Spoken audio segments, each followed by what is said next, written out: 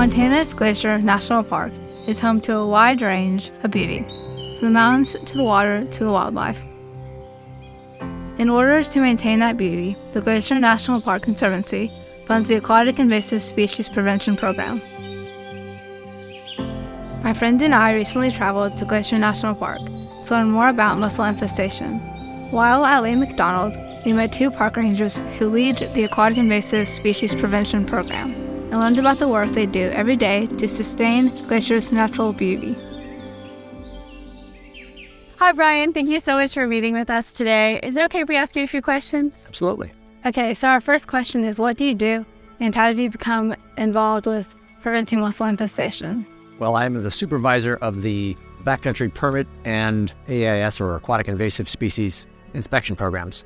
And I got involved in the inspection portion of it when we realized that there were a lot of western infestations of mussels, particularly in the southwestern United States. So we wanted to prevent that from happening in the northwest. So we stood up a program where we would inspect boats, and if they had mussels on them, that we would stop them from launching and prevent them from depositing those mussels in Lake Mcdonald or other lakes in the park. So what do you see are the biggest threats that mussels are bringing to wildlife?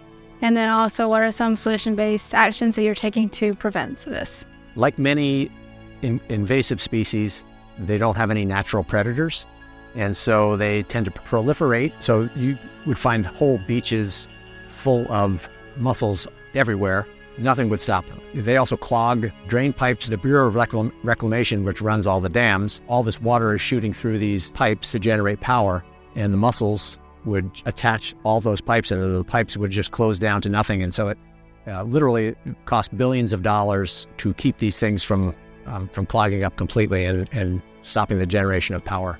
Can you just walk me through what a day in your shoes looks like on the job? Typically what we started early in the morning, and we try to catch the fishermen who would like to come in early. Would do inspections on those boats. For non-motorized boats like kayaks and canoes, we just require an inspection every time you enter or exit the park. And we would look at it and make sure it was clean, drain, and dry. And then if it was, we'd put a tag on it and they would just launch. For motorized boats, it's a much more complicated process because there are all kinds of little nooks and crannies on boats where these mussels could potentially hide. And they're very small. I mean, some of them are smaller than your pinky fingernail.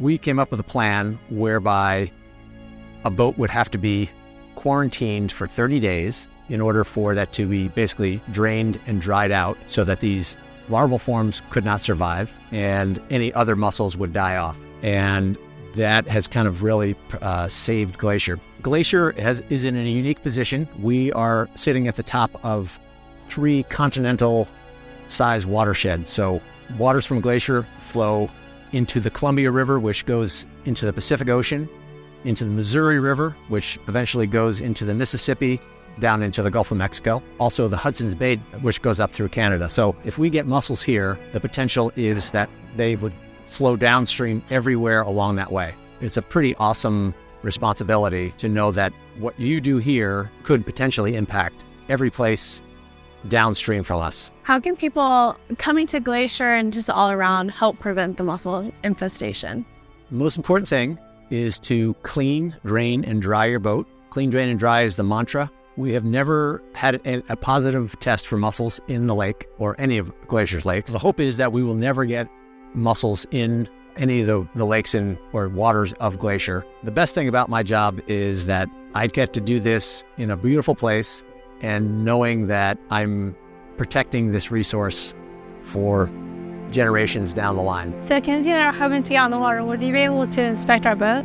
Yeah, let's go up to the station here and we'll have Josh give you a look-see. Perfect.